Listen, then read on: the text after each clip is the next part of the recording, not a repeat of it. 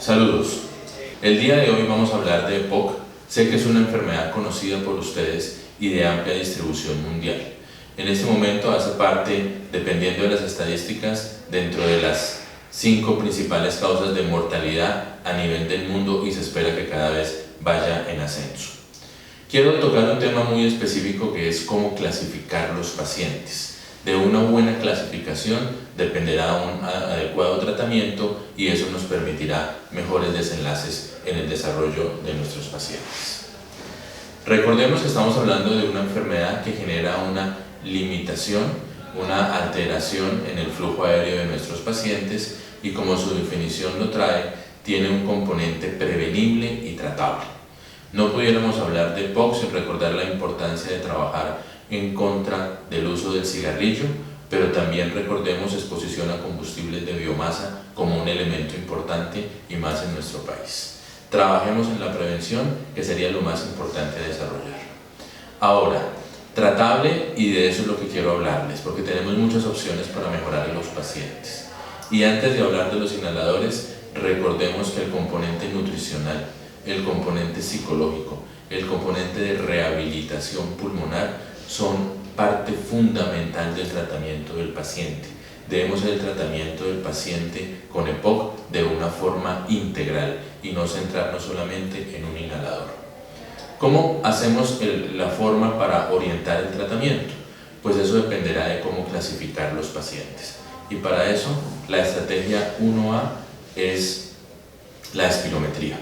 La espirometría nos va a permitir clasificar correctamente la enfermedad. Recordemos que tiene un componente obstructivo y ese componente obstructivo es el patrón principal de la EPOC y es un componente obstructivo no reversible. El otro componente que me interesa, que está reportado en la espirometría, es el BEF1. Ese BEF1 es el volumen expiratorio forzado en el primer segundo. Una explicación muy gráfica: el aire con el que usted apaga la vela del cumpleaños. Esta maniobra, ese es el BEF1 y le permite clasificar a los pacientes. Normalmente podemos decir que los pacientes que tienen un BEF1 por debajo del 50% son los pacientes más enfermos y probablemente tengan mayor deterioro funcional y asimismo mayor riesgo de exacerbaciones. Quiero que vean esta gráfica.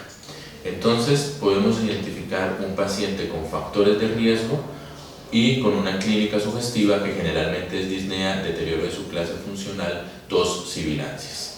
Estos pacientes se deben llevar a una espirometría donde encontramos un patrón obstructivo que corresponde a una disminución de la relación del BEF1 sobre la capacidad vital forzada menor del 70%. Luego, como lo pueden ver, tenemos el componente de la clasificación espirométrica, donde se clasifica en 4 grupos dependiendo del BEF1 de manera individual, y como se darán cuenta, un BEF1 por debajo del 50, los grupos 3 y 4 son los de peor riesgo. Y finalmente una clasificación clínica que depende de los signos y síntomas de mi paciente. En la parte inferior de esta clasificación ven 2 elementos, uno que dice MMRC, que es la escala de disnea del Medical Results Council modificada, y la otra el CAT, que es un cuestionario que se llama el COPD Assessment Test, donde evaluamos cómo está la condición clínica del paciente y cómo sufre la enfermedad. Los pacientes que tengan mayor disnea o mayor deterioro en su calidad de vida por la enfermedad serán los que van a estar en la columna D o B. Los pacientes con bajos síntomas serán en la columna A o C. Y el otro elemento para clasificar nos corresponde a las exacerbaciones o a las hospitalizaciones que el paciente hubiera tenido por EPOC. Con esta información usted puede construir la gráfica A, B, C y D, donde A podemos contemplar el paciente con menos exacerbaciones, sin hospitalizaciones y mejor clase funcional, y D termina siendo el paciente más enfermo. En general, los pacientes del B en adelante, B, C y D, todos van a requerir, por recomendaciones de todas las guías de manejo, inhaloterapia de larga acción, ya sea beta agonistas de larga acción, antimuscarínicos de larga acción o terapia combinada LABA y LAMA.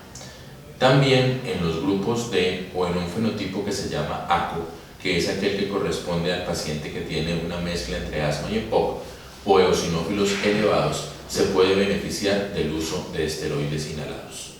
De esta manera usted puede construir el tratamiento y la clasificación de su paciente con EPOC para garantizar dos elementos fundamentales: mejoría en su clase funcional, mejor calidad de vida y segundo, disminuir las exacerbaciones.